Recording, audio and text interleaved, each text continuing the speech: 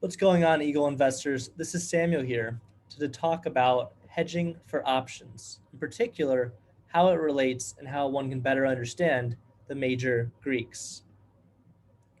Now, hedging options starts with understanding what goes into the price movement and how one can account for this.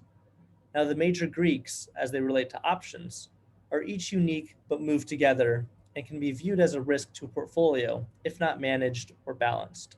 Now, you might be asking, what are the major Greeks? And we will dive into those. Now, the major four Greeks are delta, theta, gamma, and vega. These might sound complex at first, but we'll break them down in the coming slides. Now, at a high level, delta represents the sensitivity of an option's price to the change in the value of the underlying security. Theta represents the time decay of an option. Gamma is a little more tricky, and it represents the rate of change of delta relative to the change in the price of the underlying security. And vega is also very important as it represents an option's sensitivity to volatility. And as you should know, options are largely priced based on volatility as it relates to at least their extrinsic value. Now, to dive more into it, what is delta? So I mentioned now delta is the change in an option's price relative to the underlying. And what this means is for every dollar move in the underlying security or stock, the delta represents the approximate increase or decrease in the value of the contract and how much that's estimated to be. So for example, if you take an Apple $200 call option and say, depending on expiration, it has a delta of 0.2. For every dollar move up Apple makes, your contract is expected to gain 20 cents. Now that's per share, so you multiply by that 100 for the 100 controlling shares that you have on the call option. So Apple goes up $1, your contract is estimated to go up $20. Now, this delta value changes, and it's also important to note what delta also can represent, which is the approximate probability of expiring in the money. So in the same example, if you take that Apple $200 call option and it has a 0.2 delta, there's approximately a 20% chance that that option expires in the money, where Apple is above $200 at expiration. Now, this is important to note as, more in the money options are going to move a lot closer to the underlying stock prices. They'll have a higher delta, and they'll also have a much higher percent chance of expiring in the money. Now, to account for delta and how it can be very useful to help manage a portfolio, we can look at the idea of a delta neutral portfolio and what being market neutral really means. So if we can measure delta and we can compare different underlyings to each other, being delta neutral is essentially having no directional view on the market with your given positions. Now, this mitigates directional risk and market moves, and it allows you to capitalize on your trades in all different market conditions, be it bullish, bearish, or seeing a lot of sideways chop action. Now, this is critical as it will not allow you to be overexposed to one side of the market and thus over leveraged with some of these highly leveraged products. Now, creating a delta neutral portfolio can be a great strategy that's done at the institutional level, but can also be done at the retail level with some studying and effort by balancing both your bullish and bearish positions. Now, the thing that's tricky about this is how do you balance a NVIDIA out of the money call option with an in the money put on Disney, or some combination of options that's creates some type of complex position. And one way to do this is by beta weighting. That's a little more complex of a topic, but to talk about it a little bit, beta weighting essentially takes an underlying to weight all of your positions in a portfolio to. It's typically the S&P 500 or SPY, for example, and assigning that a beta value within your portfolio so that you're able to compare, a Nvidia call option to a Disney put option. And you want to balance your positives and your negatives to be approximately flat. Now, again, it's also critical to understand your general exposure, even if you're not looking to be completely delta neutral. Now, you might have an underlying view on the market, and you might be more bullish or leaning more bearish. And this can go into what type of positions you put on, and also calculating your level of exposure and if you're comfortable with that risk and the leverage that you might not know you have. Now, moving on, theta is also very critical to understand while trading options. Now, theta is the change in an option's price relative to time.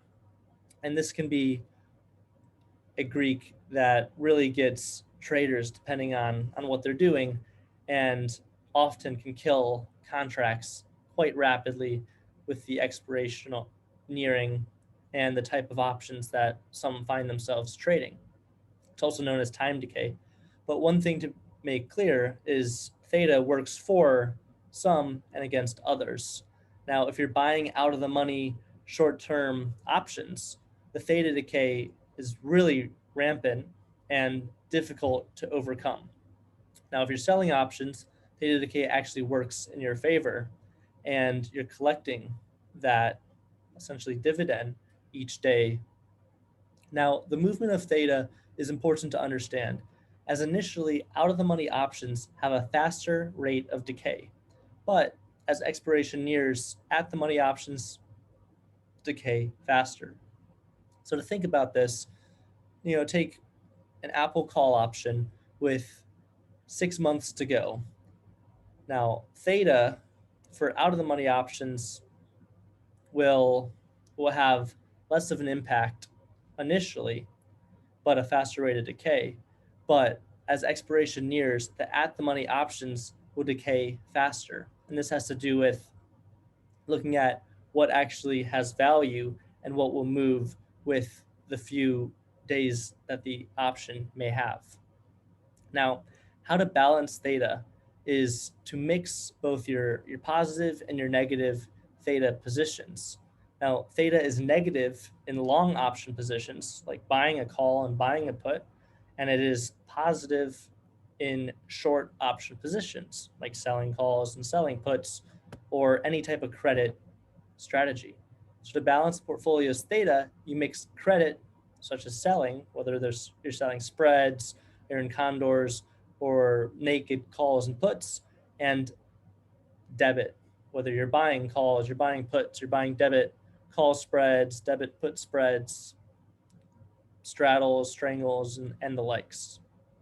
So by mixing those two, you're mitigating your risk of theta and time decay, because some of your options are gaining value each day while others are decaying and losing that value. Now, next up, gamma. So gamma, as I mentioned, is a little more tricky to understand, but to understand at least how one can use it and understand it, practically speaking, we'll dive into it. So gamma is the rate of change in the delta of an option.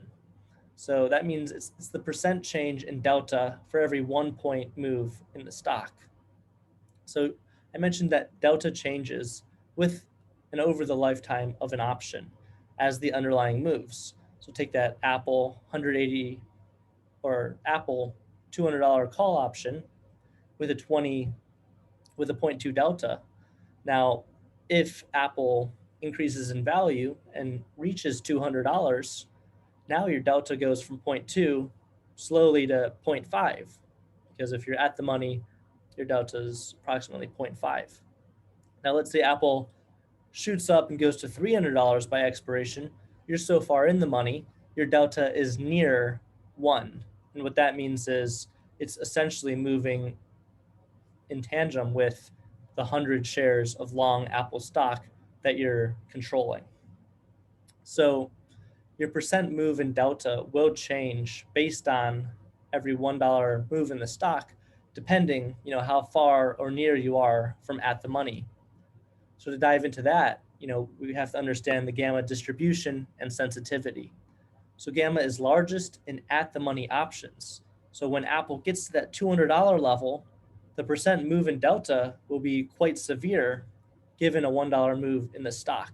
If Apple goes to 201 or 199, as opposed to if Apple's already at 300 and your delta is 0.98, what's a $1 move in the stock going to do? It's not going to move delta that much because it can't really move that much anymore. Or if you're so far out of the money and Apple is $120 and you have a $200 call, it's basically worthless. You only have like a 0.03 delta. It's not going to move more than 1/100th of a point, if that, with a $1 move in the stock. Now, it's also important to understand that gamma sensitivity exponentially increases near expiration. Now, what this means is if you're 6 months out, your percent move in delta for a 1 point move in the stock is not going to be as severe as if it's expiration day. So take that same Apple example. If it's $200, but you have 6 months to go in the contract, your delta will move, but not nearly as much as if expiration is that day, because it's much more likely, and the probability that it stays above that $200 level with a $1 move up is much greater when there's no more time left on the contract. Now, how can we manage gamma and the risks that might not be favorable to a portfolio? One way to hedge gamma and to manage is by managing early. Now, what this means is I mentioned that the sensitivity is heightened as expiration nears. So to mitigate that, you can cut contracts, a week or 2 weeks before expiration and not experience that heightened and exponential increase in move and volatility of that position. Another way is dynamic hedges, which would be needed to hold until expiration. So this is a much more active and um, difficult to execute approach. But if you look at your gamma exposure for your current positions and the underlyings and when exactly they are expiring, you could take hedges essentially, whether you're buying calls, puts, or selling calls and puts, depending on your current positions. And by doing so as needed to mitigate that directional risk of gamma, you can limit your exposure in general. I would recommend, though, managing early would be the easiest way and a good tactic as well for not just managing gamma, but I mentioned theta also experiences exponential decay as expiration nears when you're buying calls and buying puts. Now, the last major Greek is Vega, and Vega is also very critical, as Vega is a metric showing exposure to changes in implied volatility. Now, for those that don't know, the major components of an option's premium or the option price have to do with their intrinsic value, which is how much in the money the option is. So let's say $200 Apple call option has $5 of intrinsic value if Apple's trading at 205, but it has no intrinsic value if Apple's trading under 200, but then also extrinsic value, which is best represented and understood with the implied volatility level as well as the time you have. Now think, a Tesla option, which is very volatile, is going to be priced higher than a Berkshire Hathaway option, which has a lot less volatility and a lower beta on the underlying than Tesla. That said, it's also important to note that the implied volatility is not the only consideration for extrinsic value, but the time until expiration. Think, a Tesla or an Apple option with a year left has a higher chance of becoming profitable than an Apple option at the same strike price with only 1 day. So it's important to understand Vega because it's the metric that shows your change in implied volatility. It's also worth noting that Vega is not even a Greek letter, and it's represented by the symbol new. I think because, it looks like a V, which, Vega. So movement of Vega is also important to understand. And Vega values represent the change in an option's price given a 1% move in implied volatility. So by looking at this, we can see and approximate how much the option's price will fluctuate based on the volatility moves experienced in that underlying security. So how to hedge Vega? You can hedge Vega by buying and selling a mix of puts and calls and not having too much exposure to long volatility by simply buying calls and buying puts, or short volatility by selling calls and selling puts. And this is, an important consideration because many don't understand by just buying calls and buying puts, they might be balanced from a delta perspective, but in terms of theta decay, they're extremely, on one side.